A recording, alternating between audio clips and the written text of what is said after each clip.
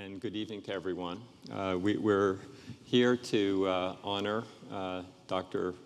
Ambassador Mark Dybul, who has done tremendous work in the area of global health, as well as my esteemed panelists. And tonight, the specific topic that we're going to be talking about is how will global health be shaped by, and how can we help shape global health in the 21st century? We're going to talk together as a group of panelists for about 30 minutes. You've been handed index cards, and if you'd like to pose a question, they will be collected and they will be referred here for us to pose them to our panelists. But let me first begin with you, Dr. Fauci. There's a lot of science that ultimately informs how we think about global health. It both is relevant for treatment and prevention. If you could begin to tell us how that science is informing this process and tell us about where it's going. Thank you very much. This is really a critical question when you put it into the context of the way we all like to look at how you get to the goal, a global health, public health goal. And it's really a spectrum from fundamental, basic, and clinical science, which helps you to understand the disease, but importantly, to develop interventions, such as in the form of diagnostics, therapeutics, and prevention modalities. Those interventions then get implemented, and when they get implemented in a broad sense, you have a major impact on global health. So it really starts off with a concept, and that holds true for virtually any of the really very important diseases of global health: HIV, TB, malaria, neglected tropical diseases, vaccine-preventable diseases in children. We can give examples for each of those, but we as a generation have really, in many respects, been unfortunate to have had to deal with such a terrible scourge as HIV/AIDS, but it provides an extraordinary model for how you can go from complete lack of knowledge at all, having scientific advances with no interventions, but then having that translated to an intervention, and then being in a situation where you can implement it, and then have a major impact, the way we're seeing, for example, with PEPFAR. And it's sort of interesting and fortuitous that we have people who've been involved one way or the other with PEPFAR on the same panel. But let me just give you some quick examples. So in 1981, when I first started taking care of HIV-infected individuals in Washington, D.C. and Bethesda, and Eric was doing the same thing in San Francisco, there was science that was only observational. We were looking at things happening and we didn't understand them. And then a scientific breakthrough occurred, was the discovery of the virus as the etiologic agent. And very shortly thereafter became the translation of science into global health. And if I were to ask any of you, what do you think that first thing was? And I'm not going to ask you, I'll tell you. It was the development of a diagnostic test to allow us to test, understand who's infected, and understand the scope of the epidemic. Fast forward a couple of years, the first drug, then a combination of drugs, which when shown in clinical trials was shown to be efficacious. So efficacious means it works in a very well-defined arena. The challenge is, can you make it effective when you put it in the field, when you implement that? And again, that's exactly what's going on, particularly in the developing world with PEPFAR in Southern Africa, the Caribbean, Asia, et cetera. So that's a good example of the answer to your question about how science informs and gets you to where you are. So we have implementation that we're doing, but we still have more science. We need a vaccine. We need a cure. Whether we'll get that, I'm not so sure, because this is such an extraordinary virus. But again, just very briefly, the same thing with malaria. It's astounding now that in malaria, when you look at the genomic revolution and the ability to use that, that's one disease where all three players in the malaria pandemic in the world, we have the genome fully sequenced: the human being, the mosquito vector, and the plasmodium. So we're using genomic techniques now to identify targets for drugs, targets for vaccines. Tuberculosis, science has brought tuberculosis into the 21st century. For an ancient disease that kills 1.6 million people a year, of which there are 8 million active infections, we don't have a very good vaccine, We don't have a lot of good new drugs in the pipeline, though things have changed over the last several years. We only recently have had a point-of-care diagnostic, and we understand very, very little about the pathogenesis. So we're doing things that we're seeing right now have results like with HIV, but when you look at the entire spectrum of the challenge, it isn't only a gap in implementation in many of these diseases, but we have to always depend upon that upstream process of new knowledge, new scientific advances that can be translated. So you tend to think of global health, I encourage you to think of it as a spectrum, from concept to product to intervention to implementation. Thank you. Ambassador Goosby, you are running the single largest health program in the world. First, how do you think about science as it is impacted on that program? And secondly, in the dynamics that define this changing world, how has that role of science been changed? Well, thank you. Thank you for convening us in this discussion. And congratulations to Mark for the award. I think Tony really did speak directly to it. Having the ability to ask the right questions, have those questions answered, have the next hurdle is to get policy that will allow the science to inform it in its decision-making and its prioritization-making, and then to have a programmatic capability that can bring that science to policy to program, and to have those who are burdened with this disease benefit from the knowledge. The ability to deliver the knowledge to every person requires an orchestration of handoffs that go from kind of the national level to the provincial, to the district, to the town, all the way down. And Barbara's activities very often are in that last kind of mile before the pill gets in the mouth. But when you think about the extraordinary effort that converges on this problem to do that, it's humbling. So I guess I would say I'm thrilled that HIV is really an example of science to patient in a way that few diseases really reflect, and that the United States has had the resources and the will to put the motor of resources towards making this available to really millions of people. Thank you. Dr. Fauci described a continuum, and you have underscored the role of partnerships in being able to go from the beginning, the conception, all the way to the implementation and then the measurement of effectiveness.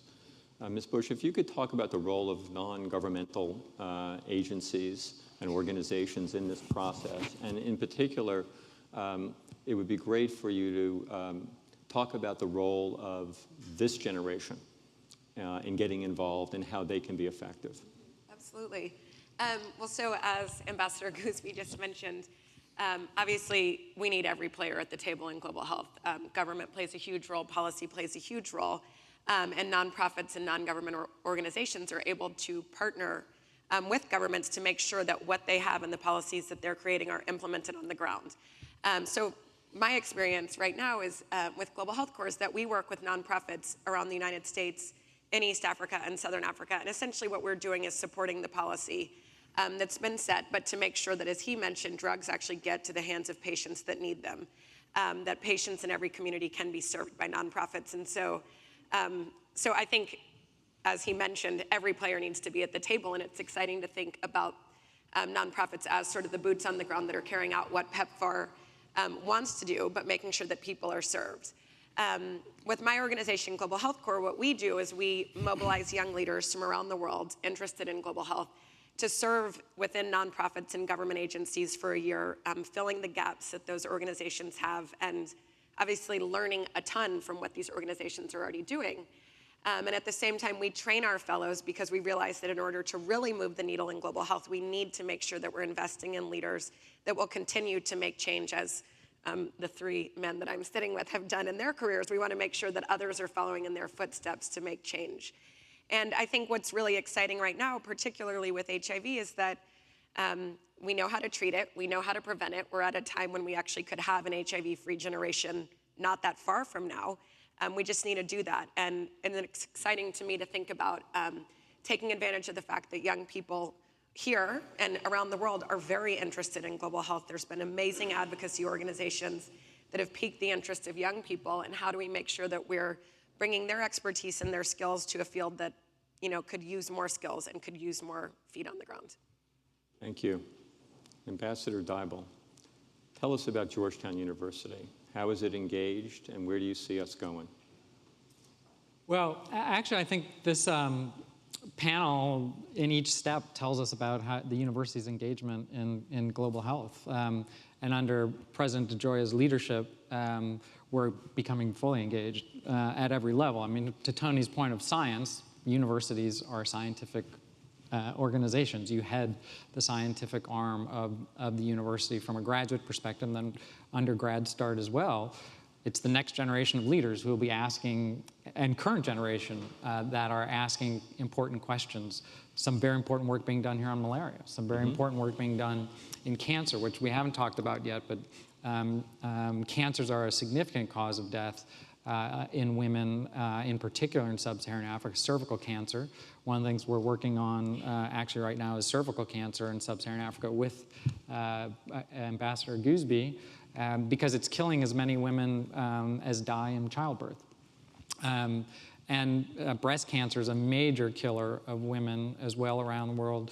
Colon cancer, lung cancer, hepatocellular carcinoma, these are things that are killing millions and millions of people around the world. And we don't have very good interventions for many of them. Some of them we do, and so it's but the scientific part of a university's got to be there. That's what universities, that's their core business. NIH has its main campus, and I was fortunate to work under Tony as part of it, but was it 90% of the money actually goes to universities. That's where a lot of the scientific work is done. So the science piece is a university's core competency to some extent. But implementation too, from a variety of levels. We have physicians here, we have nurses here, we have students here who go out and volunteer in the field. They give up their time, they give up of their lives and skills to go and volunteer, whether it be for a week or a month. We have programs that are run by some individuals that actually get grants from the US government to go out and do service provision in global health. So universities can contribute not only on the research side, but also on the implementation side. But probably the most exciting place universities can act is Barbara, and what Barbara talked about, and the next generation. And it's not just the next generation of scientists. I think what Barbara was talking about is the next generation of leaders. And by the way, I'm totally biased because I'm on her board, and I absolutely adore her. She's one of my favorite people in the world, so I'm totally biased. But what they're trying to do is really extraordinary, which is she's actually not working with physicians and nurses and nurse practitioners. She's working with the non-health component of healthcare. And that's one of the most exciting things about the next generation, because health will get us so far, but we've got to get people to actually access services. We've got to get people to adhere to their products. We've got to get to that last mile, which is extremely difficult. And we need to think about things in a completely different way. And the next generation of leaders can do that. Health is completely related to education. We know that, especially for girls. It's completely related to poverty reduction. It's completely related to economic growth in countries. And in health, we still haven't integrated HIV with maternal health, with child health, all of which today we have the solutions to eliminate. There's no reason we can't eliminate most of these today. But we haven't even integrated those, let alone integrated health with all these other important sectors. And I think the next generation of leaders and what universities can do is teach the next generation, not only teach them, but give them the power to look at the world in a completely different way. And that is a unique role of universities. And I think that's a unique role of a place like Georgetown, given its Jesuit heritage. And certainly Tim Healy exemplified that beyond what most people ever have. So I think this is a great panel because it represents what universities do at each level, and in particular, the next generation, which is the really exciting stuff. All of you have talked about what goes on at the ground level as being so critical to do well, but also to measure. And I'm sure that in every instance, there are a series of outcomes that you'd like to be able to measure with some degree of precision. It creates actionable information that might change how resources are being deployed. How does one think about that in the modern era, since so much has changed, made much more accessible to collect data in ways that may have not been possible a decade or two ago? Ambassador Goosby, how do you think about that? Well, I think about that a lot. I think the ability to know what needs to be done requires that the right question be asked, the right observation be made, that the analysis be accurate, and the conclusions drawn be tested and refined to maximize, to not only deliver an impact, but to maximize that impact. So I see it as a continuous feedback loop kind of relationship with a scientific understanding having a programmatic reflection that needs to be tested and refined as implementation moves forward. The system that you create needs to be sensitive enough to identify changing needs of the population who uses the services, and to have the to be able to overcome the inertia in any kind of medical delivery system to change. And I think that requires political buy-in. It requires patients or those who use the services to be empowered to deliver information on satisfaction or dissatisfaction, not have a negative repercussion because of that voice. And we get and create continuously improving organizations. I think PEPFAR really started with Tony and Mark's vision early on, is a wonderful example of a organization that is moving into this self-correcting entity. Translating that as we transition what was largely done by non-governmental entities in countries in partnership with government, but not in and amongst. We're now moving much more in and amongst government and public sector, and translating those capabilities to ministries at provincial and district levels is a huge challenge, and one where those that are younger than us, younger than me, are going to get it across the finish line.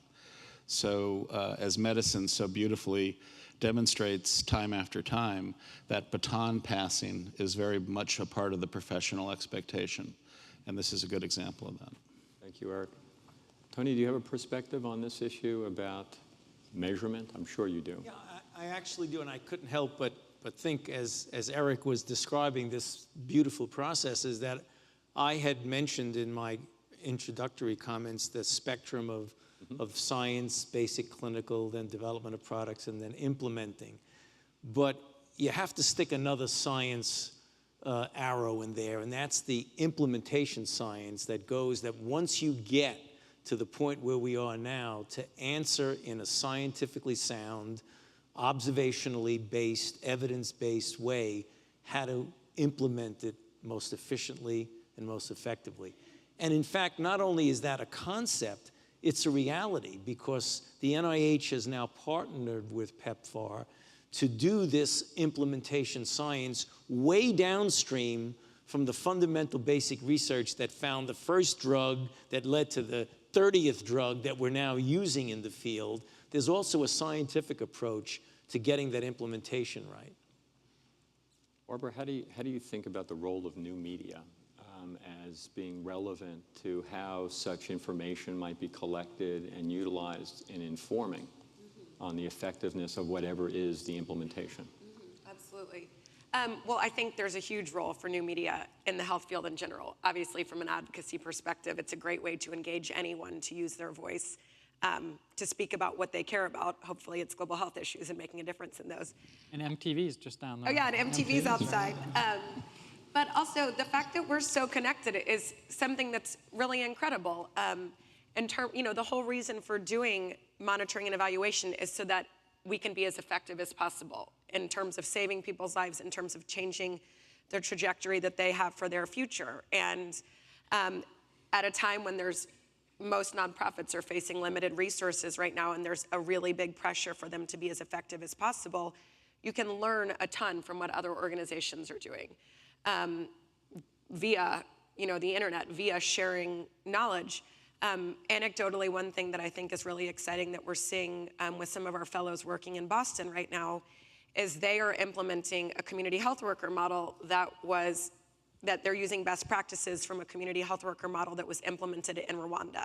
It worked really well in Rwanda, and they're using what they learned best from that, that they literally have been sharing information via the internet, of course, to learn best practices for how they can implement it in Boston.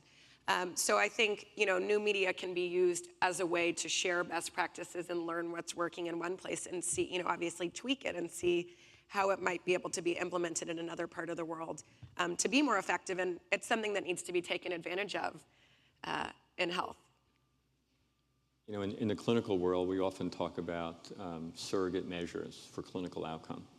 And Mark, I know you've thought about that some in the context of HIV. As you think about it in a global context, what is it that we should be doing that we may not be doing, or something that we should be doing more of? Well, the greatest danger in anything is thinking you've done enough. So everything could be done better. There's not a thing probably in any of our lives we could do better, and I think that's true, and that's what keeps people going. How do we do it better? How do we improve it? And monitoring and evaluation has a key component of that. Just building a little bit on what Barbara said, some of the most exciting things happening in Africa and other parts of the world are using modern handheld technologies for monitoring and evaluation systems, where people can go to a rural clinic and actually record data in real time. And it's really exciting because a lot of these systems, even with all the challenges Eric outlined, can leapfrog over what we have in the United States. So those of you who take the train between Washington and New York regularly, like many of us do, how many times does your call drop? 15 times, somewhere around in there? You can be in the most remote village in Africa and have excellent cell service. And the reason is we're retrofitting into old systems, and they don't have to. They can actually go to the newest technology. And so some of the things Eric is implementing are smart cards in Zambia, things that are like credit cards where people have their medical records on them. They can take them from clinic to clinic. And another program that he supports, which he should be talking about, but actually can go to the most remote clinic and report on the number of drugs that are in that clinic and how many drugs are expected to be needed for the next month, so that the central store knows whether to send them in. And medical records are just moving from paper records to online records because there's no retrofitting. They can just jump ahead. So in a lot of ways, there are things that we're going to learn on monitoring and evaluation in Africa that we can use ourselves. In fact, a guy, Mike Sag, a friend of some of ours in Alabama, implemented a large PEPFAR program in Lusaka, in Zambia. And he's from Alabama, and he noticed that some of the things that the Zambians were coming up with, the innovations the Zambians were coming up with, were better than what was happening in rural Alabama. So he started a program called Zambama to bring the lessons from Zambia to Alabama. So, the generosity of the American taxpayer to serve our brothers and sisters in Africa is actually helping our own healthcare system, which is pretty remarkable. But there's also some really exciting stuff up front. New technologies, especially mathematical modeling, new technologies using these handheld devices are telling us where most of the infections are, for example. HIV is a great example. So Lesotho is a country that has 38% of the adult population infected. Is it 38? 38% of the adults. So that means in this room, basically this half of the room would be HIV positive. Just imagine what that does to a country. A third of those are occurring within a 5-mile radius. And we know that now because of new technologies. So we can actually model out the impact of focusing our interventions on those areas, the high epidemic areas. And with the new technologies that we have available, the implementation science, the use of these new techniques are telling us that we could actually, with the technology today, if we would focus it, could get us down to basically complete control of the HIV epidemic with the interventions we have today. So if we use these monitoring tools, the new science, in a new way, we can, on the front end, actually do a better job at targeting it, which Eric is doing a brilliant job at leading PEPFAR in totally new directions to get us there. But then also on the back end, monitoring it and have what you learn feed back into how you have better programs. So it's really remarkably exciting, the opportunities that are out there today. And these three folks are doing great work. And we're actually supporting some countries at Georgetown to actually focus their HIV programs in the way that I just talked about. And that's one of the things, one of the grants we have to work on. So Georgetown is actually a part of that effort. Thank you. If there were to be a single accelerant that will deliver on the promise to lower the prevalence or even cure, let's just talk about HIV/AIDS, what would it be, Tony? Single? If you could, if there would be, you only get one choice. What would you pick to do? I'll give you my scientific perspective of what we need. If you look at the modeling of fully scaling up the interventions, you can have the deflection of the curve go like this. If you add to that a vaccine that is 55 to 65% effective, you could deal at the knockout punch. So if you were to pick out one thing, I mean, there are many other ways of looking at it, but from a scientific standpoint, a vaccine, now with polio, that's the only way you prevent it, is with a vaccine. The complexity, but the beauty of the HIV approach is that there's multiple ways. There's prevention without treatment, there's treatment as prevention, there's implementation, and then there would be the vaccine. So I'd pick that one out as my number one from a scientific standpoint. And how close do you think we are? You know, a lot of people have gone down trying to predict that, and it's not going to be me. I think that if you had asked me that question 10 years ago, I would have said, I can't even tell you we're going to have a vaccine because we didn't prove the concept. We proved the concept a few years ago with a modestly, at best, effective vaccine, about 31%. So I can tell you, at least I'm sure that we will get there. When will we get to the 55, 65%? You can't tell. I mean, science is unknown. If we knew, we probably would have the answer. Sure. But I think we're going to get there. And the thing that would make me the happiest if I'm still here when we get there. And I think I will be. I have no doubt you will. Yeah. We share your optimism. Eric, Tony, let me just tell a funny story. I don't know how many people know how hard Tony works. He's one of the hardest working people I've ever met. And we hosted a dinner at our house for someone who was leaving the Obama administration, actually, and Tony was there. And I told Tony that I'd be happy to host a going away party for him, but I'd be long dead before he retired. So Eric, is there a single thing that you would like to apply that will accelerate our progress? Well, I would really echo what Tony says about the vaccine, because that would be the knockout punch. And its ease of kind of implementation of a vaccine strategy really makes it attractive. I guess short of that, I would think in terms of maximizing those high-impact prevention interventions that drop incidence, number of new infections precipitously, PMTCT, male circumcision, targeted counseling, testing, high-risk populations. And then the role that treatment plays in dropping down infectivity is really a game changer that many communities, many medical delivery systems are having difficulty in embracing the power of that combination of prevention interventions, including treatment, to really deflect the curve down more precipitously and move us toward that AIDS-free generation.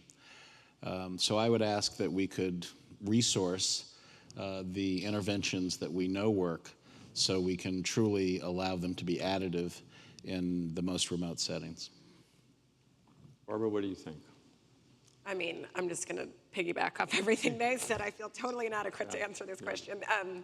I agree with all this. I think also, you know, obviously what I'm invested in is human capital and making sure that we're investing in leaders and more people that will move the needle forward on these issues. And I think, obviously, these are huge problems, and getting as many smart, talented people that are thinking creatively and not thinking the same way that we've always thought about health issues to come to the table and bring new ideas. You know, you never know what will happen. Mark, your thoughts? They pretty much covered it all. I would, you know, the scientific stuff and what Eric said and Tony says absolutely right. We can control this epidemic and then we can get a vaccine which will wipe it out. But, you know, the HIV epidemic has not only been about HIV, it's taught us so much about humanity, the human spirit, how people come together in the face of adversity. And using, it's a terrible way to put it, but using HIV to do these creative things, to, you know, and Eric started a lot of this. There's no reason a prevention of mother-child transmission program, which occurs in an antenatal clinic, can't be expanded for mother and child care as well.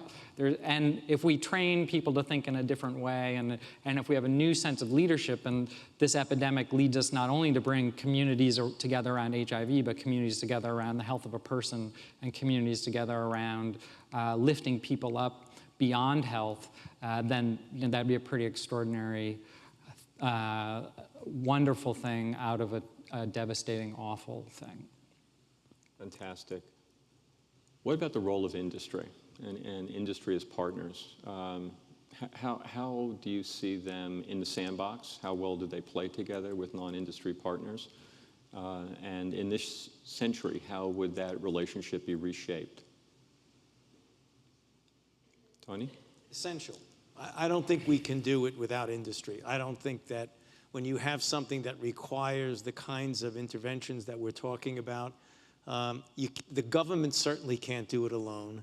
One of the things that we've learned is that industry that has the incentive of a profit margin for something that may or may not be a public health imperative, they'll do it on their own.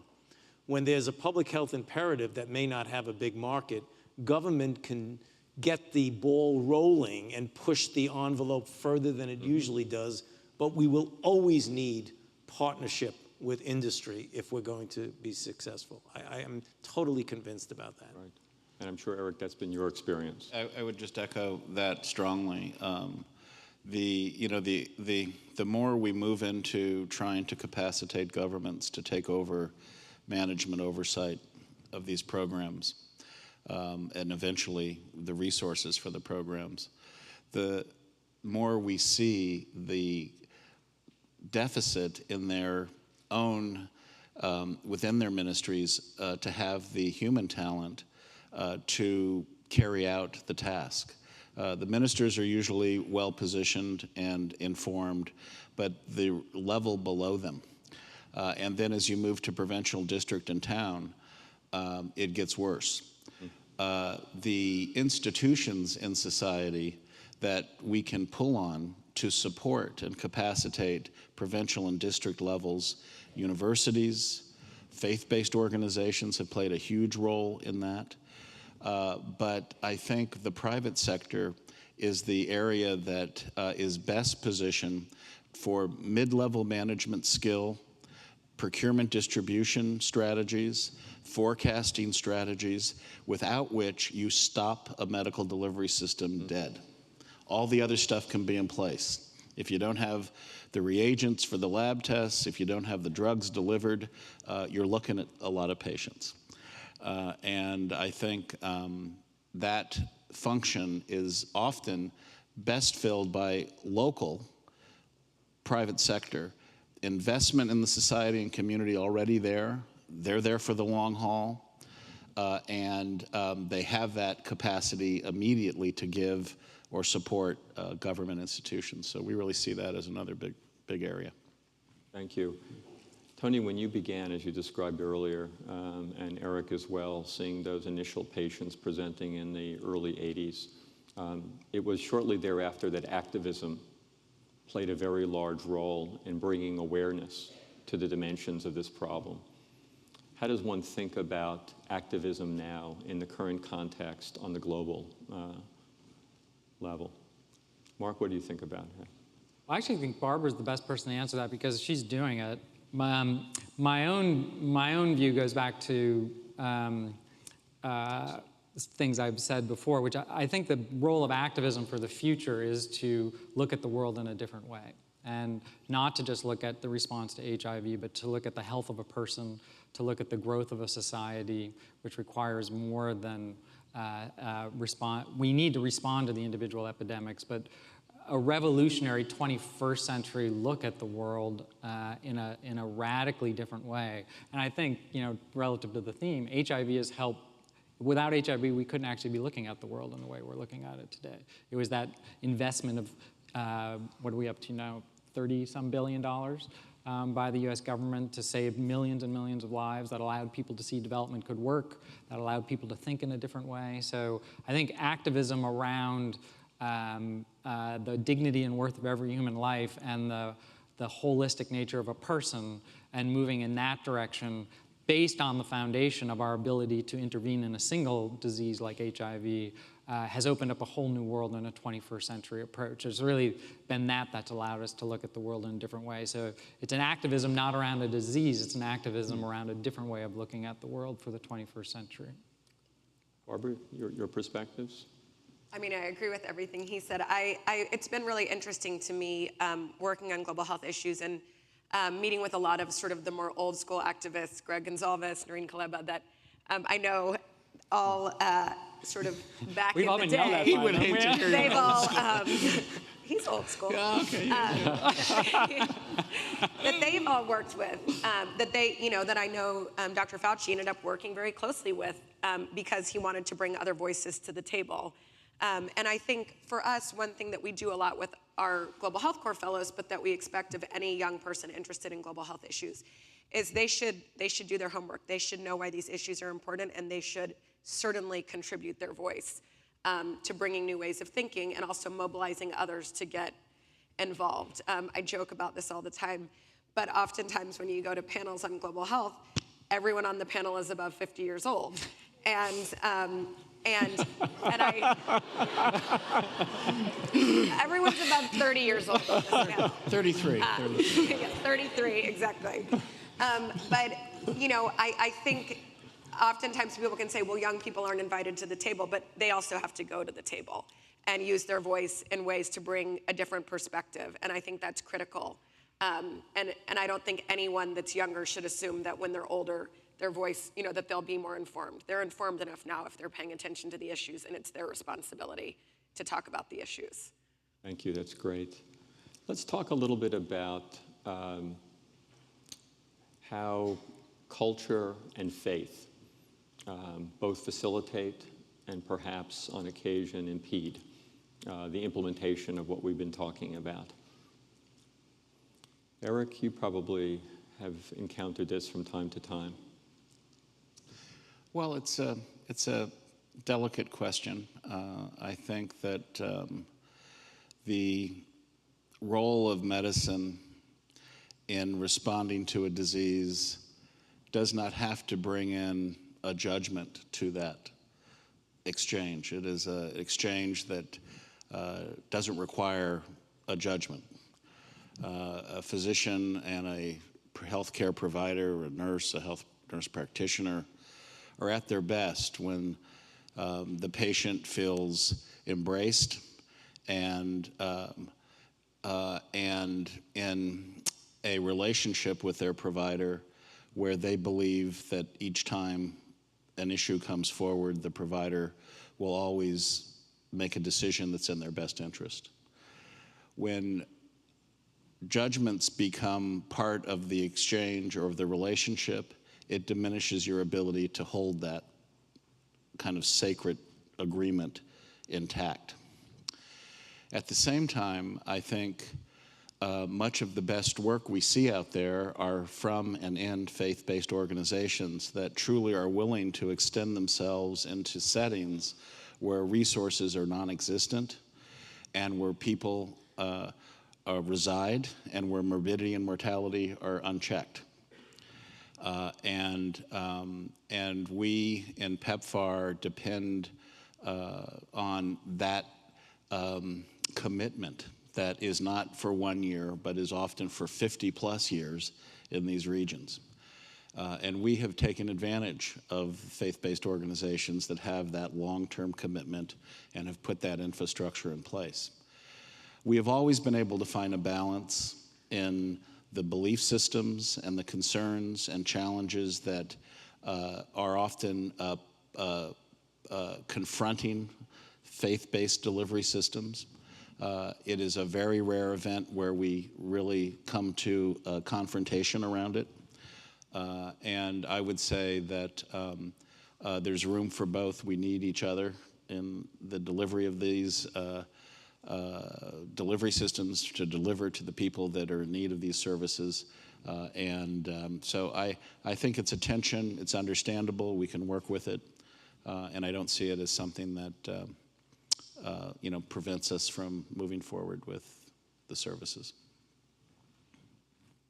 For a moment, Mark, I'd like you to talk about how these efforts in their totality are beginning to influence how policymakers are willing to themselves move forward faster, to make the necessary commitments that are required to create the 50 years or whatever will be the horizon to really eradicate or substantially reduce the prevalence of such diseases.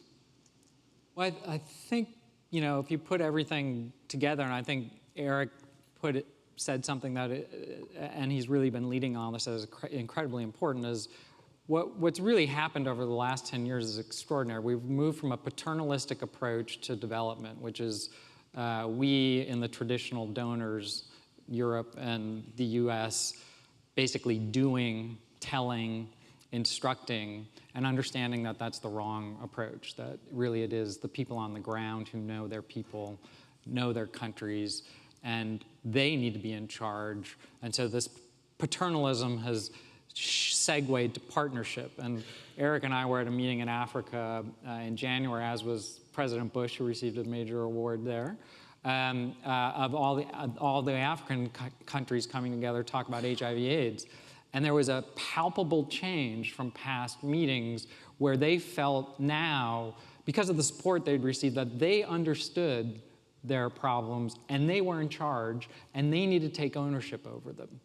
And that change has been extraordinary. And the World Bank just reported that Asia and Latin America aren't projected to be the fastest growth places in the next 10 years. Africa's projected to have the strongest economic growth in the last 10 years. And then you have the emerging economies and that are growing rapidly. And so this old approach of donors and recipients and paternalistic approaches to development is being turned on its head. And it's really the leadership of the people in the country that Eric is supporting, that Barbara's supporting, that Tony supports. NIH is supporting researchers in those countries to take over the leadership role in the research. It's changing that whole relationship.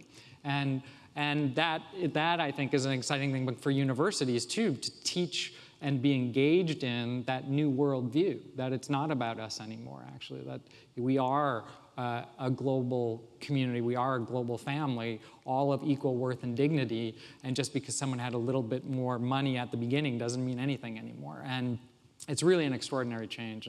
And so I think that's what's going to change everything. That's what's going to give us the 50-year commitment, is this radical 21st century approach. And what's exciting to me, if you look at that theme, is global health actually drove a lot of that. A lot of that change has been driven by the empowerment that with PEPFAR and many other programs that have given people that sense of we're in this together, it's not a paternalistic approach anymore. So that's why I think all of us are optimistic about the future, because it's not us anymore, it's all of us. Barbara, how can young people get involved? How can they commit themselves to this as a work that will change the world? Well, I think there's a ton of ways that young people can get involved. I mean, I think one thing that Mark mentioned before that's really exciting is there's a role for every skill set in global health. It's not only most people think of global health and they think of doctors and nurses. They don't think about the fact that drug supply chains need to be strengthened so that people get drugs. with Global Health Corps, 6 of our fellows are architects, and they're working on TB, and they're working with the Ministry of Health in Rwanda to build health facilities with small changes in airflow so that TB doesn't spread to everyone that walks in the door. And the outcomes are drastically different from those types of health centers. And I called all of them previously when I was writing a paper about them and said, would you have ever thought you would have ended up working in global health? And they said, asked me 2 years ago, I never would have believed you that I had a role, that an architect could bring something to the field that could bring a new solution. And so, for any young person, I would encourage them to figure out what they love and figure out if they're interested in global health, how that skill set can actually bring a new way of thinking to the field. And if you're interested in global health and a young person, a few things. First of all, there's a lot of global health issues that affect the United States. There's a lot of global health issues that affect Washington, D.C. So if you're going to school here, there's a lot that you can be doing now in your own community. And also, if you want to work abroad, I would say learn languages as fast as you can. I wish I knew more languages. And then lastly, find someone like Mark Dybul that can be your mentor to brainstorm with you around, how you fit into this. And apply to Global Health Corps. And apply to Global Health Corps, obviously. Can't believe I didn't say that first. Tony, you know the NIH very well, and it invests a lot of dollars in advancing health, making discoveries that improve the way patients are cared for. What more do you think the NIH should be doing? Well, I don't think they should be doing anything different but more of, and I think that what we should be doing is training people from the standpoint of physician scientist, and that does not to demean as someone who's a PhD doing science, but someone who can actually understand on real time, real experience, what a health problem is and apply their scientific capabilities. So I believe the physician scientist is almost a disappearing breed. I'm saying something that people have said when I was just in my training, so this isn't a new concept I thought up on the stage. It is really a breed that's disappearing. There's something about when you have that connection to a human being that you've taken care of, that you will take care of, that you've been trained to take care of, that gives you a different kind of perspective of the kinds of problems that you really want to focus on. So I think if there's one thing that we can do more of and maybe better of, is to make the physician scientist a more attractive career goal for individuals. Because people who have clinical training, when they get out, they often get drawn because of lack of support and resources to being in the clinic all the time and not being able to do their research. The people who are fundamentally involved only in the research don't necessarily have that real life connection with what they're doing. So that's one of the things I think we can do better. Eric, we do a lot of things in this country reasonably well and probably don't export all the knowledge and know-how that really could be useful in addressing some of the issues that you well framed earlier and Tony described as the spectrum. Where should we be paying most attention to?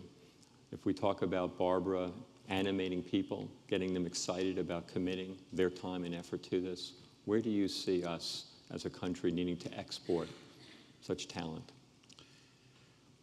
I think that understanding the importance of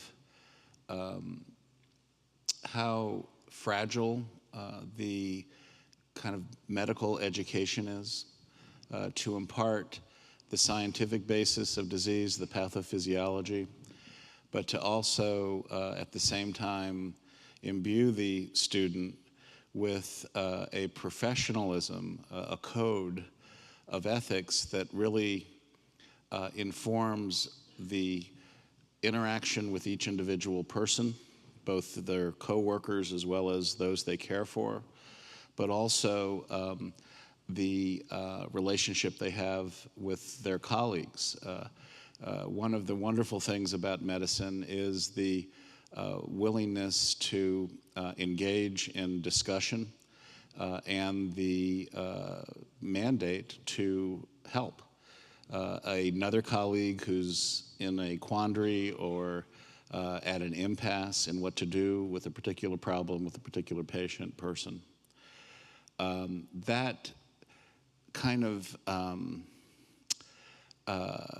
professionalism, to call it, for lack of another word, is something that many of our colleagues in many of the sub-Saharan African settings and many of our Eastern European settings, Southeast Asia, because of their medical training, being one of a professor standing and reading from the textbook, the bedside teaching, Tony still rounds every Saturday morning in the clinical center because that's the best way to teach someone how to move through a differential, how to correlate it with signs, symptoms, exam, correlate it with laboratory, and come out with a plan to move forward that is highly likely by the structure to get to the right diagnosis, even if you don't know everything at that moment. And those patterns and systems of thinking are very much something that I think we need to cherish and impart to our colleagues working in resource-poor settings. Mark, you have thought deeply about the role of higher education and the academy in really making what our president, Digioia, talks about, a disproportionate difference. How does one galvanize the leadership globally of universities to invest themselves intellectually, substantively, monetarily, in making sure that they are committed to the kinds of goals that you have all been talking about? Well, under Jack's leadership, we're working on it. And I think the way to do it is builds on some of the things we talked about, which is partnership, which is identifying centers of excellence around the world and partnering in a way that creates, in effect, a global university, so that there's an exchange of students from the United States, India, Bangladesh, South Africa, Congo, even places that are torn apart by war. People can get on the internet and you can have an exchange. And there is the possibility in the 21st century of a global university approach to create a different perspective for everyone, that we are in fact global citizens and we are brothers and sisters around the world. And universities, I think, have a particularly unique role in creating that environment and educating the next generation to think in a radically different way that is that global way. And we're going to try and work on that. Let me thank my esteemed panelists for a very invigorating discussion on a huge range of topics pertaining to global health. This was truly a privilege to be here, to have the opportunity to moderate this discussion. And now I'd like to ask Mary Beth Connell if you can join us.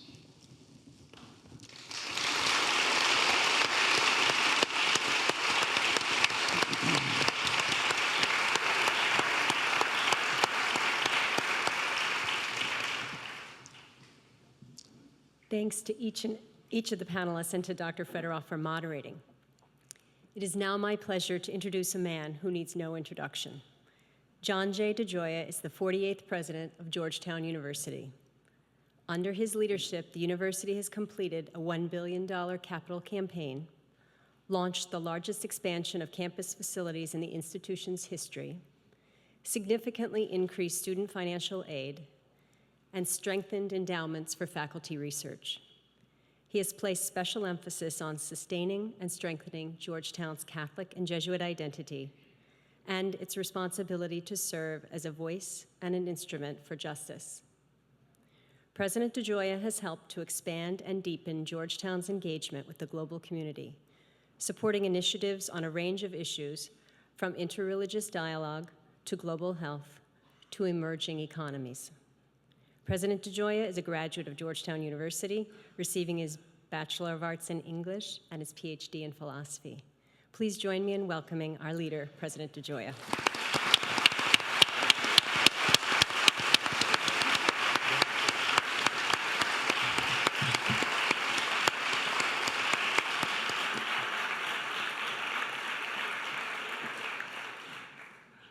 They're leaving you all alone up here. Thank you very much, Mary Beth. And I want to thank our panelists for a fascinating and insightful conversation on the future of global health. This is a special moment in the life of our community, made more meaningful by the presence of such a distinguished panel and by so many alumni returning to campus for the School of Medicine reunion. So welcome back to Georgetown. It's a privilege to have this opportunity to welcome you all here to Gaston Hall, and really an honor to be a part of this moment of ceremony for our community. Because for the third time since this award was established by our Alumni Association in 1996, we are gathered to honor a member of our community with the Timothy S. Healy S.J. Award. The contributions of each recipient, the first being Sadaku Ogata of the Georgetown Graduate School, 1953, and the former United Nations High Commissioner for Refugees, and President William Jefferson Clinton, School of Foreign Service class of 1968, and now the Honorable Mark Dybul, Georgetown College class of 1985 and Medical School 1992, and as you heard just a little while ago, honorary degree in 2008. Each of our recipients have embodied the values of our community and have enhanced our world in significant and transformative ways. And in bestowing this award, we honor the impact that Father Timothy Healy had on our community while he was our president from 1976 to 1989. The spirit of his leadership and the strength of his vision continue to advance the life of our community and those who had the honor and the privilege of serving with him. I'd like to just take one brief moment to acknowledge two of our guests here this afternoon. As I said, Father Healy served as our president from 1976 to 1989. And the contributions of that period define who we are today. We are joined this afternoon, in addition to all of our distinguished alumni, by his sisters, Mary Dean and Peggy. And could I ask Mary Dean and Peggy to please stand?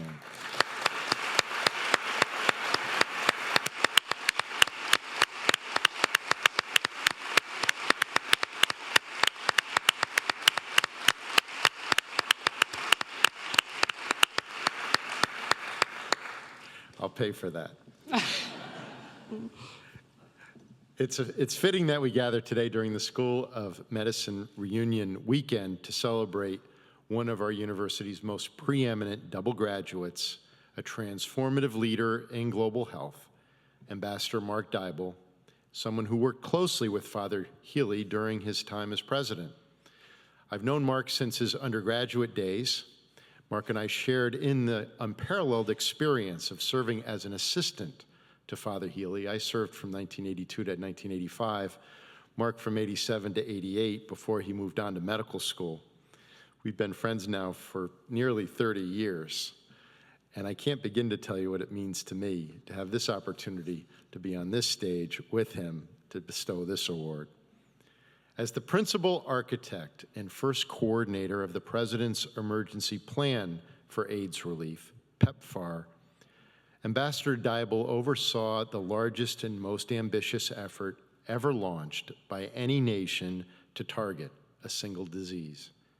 Few in the world could have imagined a program of this scope or achieved the kind of success for which PEPFAR has been recognized. However, perhaps PEPFAR's broadest achievement over the past decade has been hope for the nations, the communities, and the individuals most impacted by the disease. Without the unprecedented commitment of governments, pharmaceutical companies, local health organizations, and individuals like Ambassador Dybul to alleviating the HIV/AIDS pandemic globally, this hope would not have been realized nor shared so widely. Most important, this hope was grounded in a framework designed to transform not only our ability to respond to HIV/AIDS, but to imagining the possibilities of global health. When we look at Ambassador Dybul's work at PEPFAR, 3 commitments become clear. First, the belief that despite the complex nature of health challenges, we can transform health outcomes on a global scale. Second, the importance of pairing strong science with proven implementation systems. And third, the creation of meaningful and substantive partnerships across all sectors of healthcare. This model of leadership extends beyond his work at PEPFAR and the leadership that he has brought here to Georgetown, to the O'Neill Institute for National and Global Health Law as its co-director of the Global Health Law Program and as a distinguished scholar, and the expertise that he has shared as the first Global Health Fellow at the George W. Bush Institute, and in the contributions he has made as senior counselor to the Global Business Coalition on HIV, tuberculosis, and malaria. His career has been defined by cutting-edge global health scholarship, advocacy, research, and service from his roles at the Department of Health and Human Services, as chair of the coordinating board for the Joint United Nations Program on AIDS, and as a member of the Board of Trustees of the Woodrow Wilson International Center for Scholars.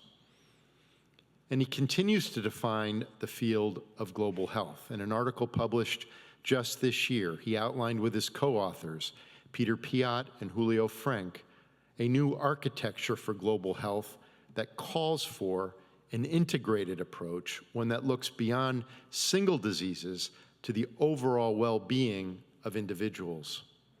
He writes, to understand the need for integrated health, it's important to begin with the health of a person.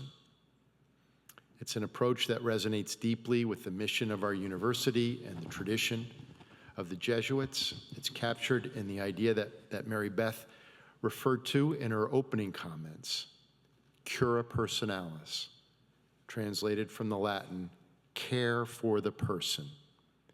Cura personalis suggests individualized attention to the needs of others, respect for unique circumstances and concerns, and an appreciation for special gifts and insights. It allows us to see each other as our complete selves, not as compartmentalized, distinct identities. This is the perspective that guides the work of our university, particularly of our medical center, and that Mark has embodied throughout his career. So we are honored today to recognize a true son of Georgetown, a preeminent leader, a renowned scholar, and a tireless advocate for the advancement of health and the service of others, Ambassador Mark Dybul. And it's my pleasure to invite Ambassador Dybul to the podium for the presentation of the Timothy S. Healy Award. Congratulations. I can't tell you what this means to me. This is yours. And it's him. Thank you.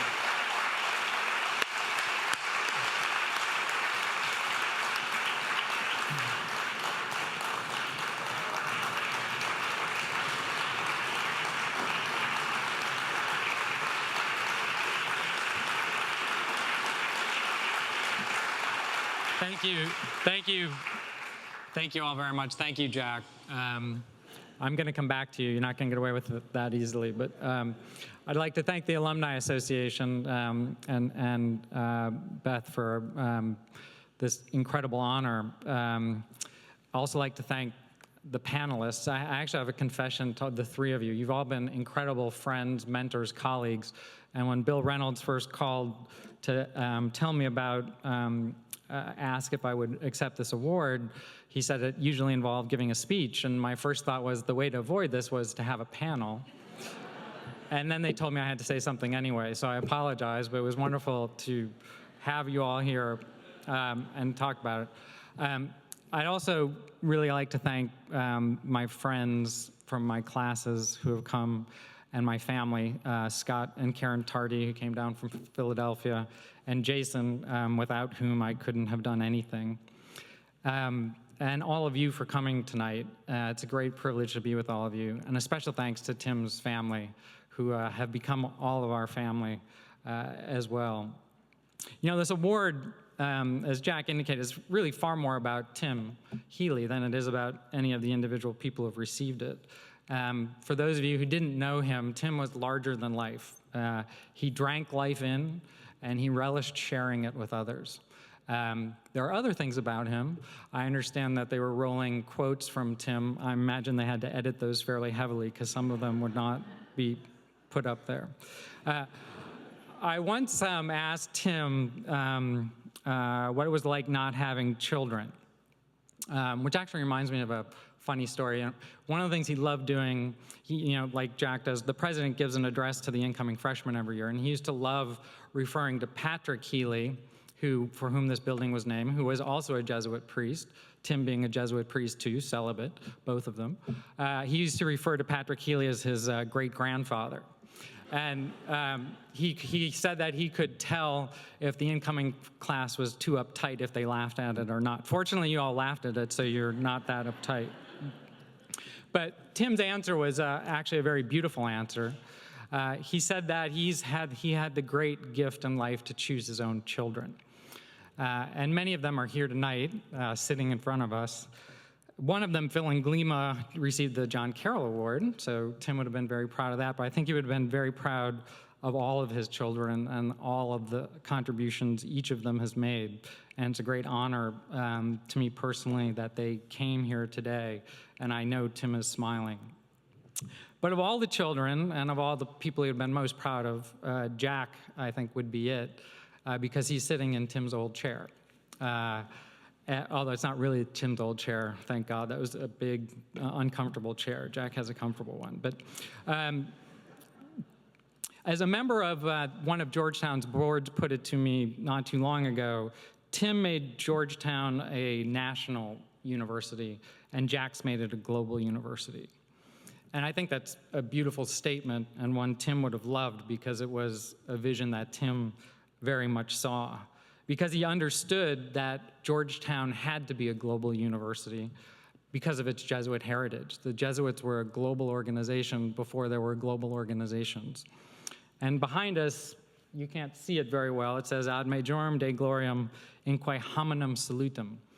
Most people hear the AMDG or see the AMDG on buildings around the university, Ad Majorem Dei Gloriam, to the greater glory of God. But the Inque Hominum Salutem often gets neglected.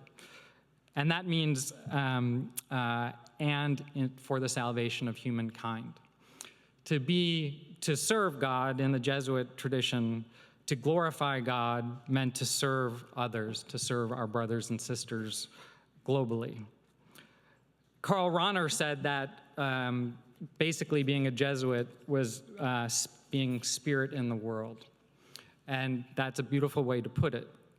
But the world can be a pretty scary place, and it's a natural part of our humanness to withdraw into ourselves, into the safety of nearness, rather than growing outward. But it's our spirit that ever pushes us back into the world, to be spirits in the world, filled with faith, hope, and love.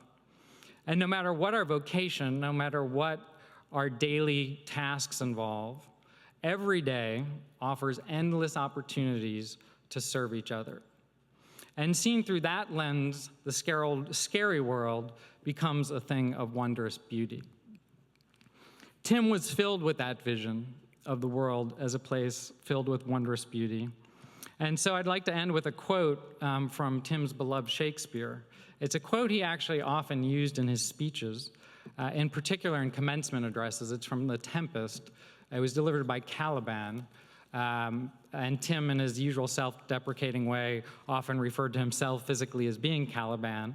But it's a beautiful quote, and I think I understand why he used it, and it relates to that vision of the world as a beautiful and wondrous place. Be not afeared, the isle is full of noises, sounds, and sweet airs that give delight and hurt not. Sometimes 1,000 twangling instruments will hum about mine ears, and sometimes voices that if then had waked after long sleep will make me sleep again. And then in dreaming, the clouds methought would open and show riches ready to drop upon me, that when I waked, I cried to dream again. Tim taught us all to dream again and again and again. And it's a wonderful honor to be here with all of you tonight so that we can dream together of a world that he saw and that Jack is leading the university to. Thank you very much.